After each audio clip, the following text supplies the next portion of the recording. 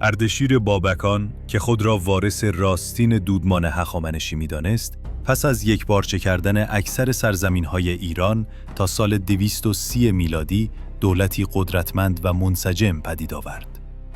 دولتی که پس از قرنها ضعف سیاسی و دو دستگی اشکانیان می‌خواست میراث داریوش سوم را دوباره زنده کند. در نگاه اردشیر، مرزهای ایران تنها همان مرزهای پارس و ماد نبود. او امپراتوری هخامنشی را معیار می‌دانست و باور داشت که زمان پس گرفتن سرزمین‌هایی که به دست رومی‌ها افتاده بود فرا رسیده است. رومی‌ها خیلی زود فهمیدند که این پادشاه جدید پارس را نباید مانند شاهان سالخورده اشکانی دست کم گرفت. اردشیر ابتدا خواستار ارث مشروع هخامنشیان شد و در نامه‌ای رسمی اعلام کرد تمامی قلمرو هخامنشیان از آسیای صغیر تا سواحل مدیترانه باید به ایران بازگردد. همزمان سپاهیان ایران با عبور از میان رودان پایگاه‌های رومی در مرز سوریه را درهم شکستند و رومی‌ها را تا دروازه‌های فرات عقب راندند. این تحرکات امپراتور جوان روم الکساندر سروس را نگران کرد. او در نامه‌ای تند خطاب به اردشیر هشدار داد که اگر عقب ننشیند سرنوشتی بدتر از شاهان اشکانی خواهد داشت. اردشیر این تهدید را توهینی آشکار دانست. او در پاسخی جسورانه کاپادوکیه را هدف قرار داد و بخش‌هایی از آن ناحیه را تصرف کرد. سپس گروهی از بزرگان ایرانی را نزد سروس فرستاد و بار دیگر اعلام کرد که روم باید تمام مناطق غرب آسیا تا دریای اژه را تخلیه کند. خشم سروس از این اقدام اردشیر به اوج رسید. او سفیران ایرانی را زندانی و برای کار اجباری به آناتولی تبعید کرد. اکنون تنها یک گزینه باقی مانده بود: جنگ تمام عیار. در سال 233 میلادی سروس لشکری عظیم از سراسر امپراتوری از مصر تا دانوب گرد آورد و در انطاکیه اردو زد. سپس سپاه روم را به 3 ستون تقسیم کرد.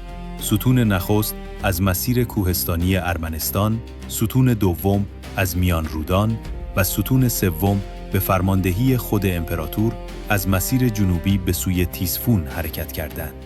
در روزهای آغازین جنگ رومی‌ها موفقیت‌هایی به دست آوردند. ستون نخست پس از عبور از کوهستان‌های سخت ارمنستان وارد آتورپاتکان شد. موقعیت دشوار و پرشیب منطقه سبب شد سوار نظام ساسانی نتواند به طور مؤثر عمل کند و مجبور به عقب نشینی شود. رومی‌ها بسیاری از روستاها و شهرهای آن ناحیه را تاراج کردند و آتش نبرد به سراسر ماد آذربایجان گسترش یافت.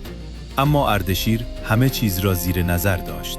او دریافت که ستون دوم و سوم رومی‌ها بدون پشتیبانی مستقیم از یکدیگر در خاک میان رودان پیشروی می‌کنند. اشتباهی که می‌توانست کل عملیات روم را نابود کند. اردشیر بیدرنگ سپاه خود را به سمت جنوب روانه کرد. ایرانیان مسیر ارتباطی رومی‌ها را قطع کرده و ستون دوم را در دشت‌های میان رودان محاصره کردند. نبردی سنگین و نزدیک رخ داد. گرد و خاک میدان، بوی خون و صدای برخورد نیزه‌ها در هوا پیچیده بود. سوار نظام تیرانداز ایرانی از 4 سوی میدان تیرهایی پی در پی بر لژیون‌های روم فرود آورد. ستون دوم تقریباً به طور کامل نابود شد. خبر این فاجعه زمانی به سروس رسید که سپاهیانش به دلیل گرما و بیماری‌های بومی میان رودان فرسوده شده بودند. او ناچار دستور عقب نشینی داد و حتی نیروهای پیروزش در آتورپاتکان را فراخواند. لشکر روم به سختی توانست خود را به انطاکیه برساند. 2 سال بعد در 236 میلادی اردشیر و سپاهیانش برای جنگ دیگری آماده می شدند. جنگی که سرنوشت مرزهای ایران و روم را برای سالها تعیین می کرد.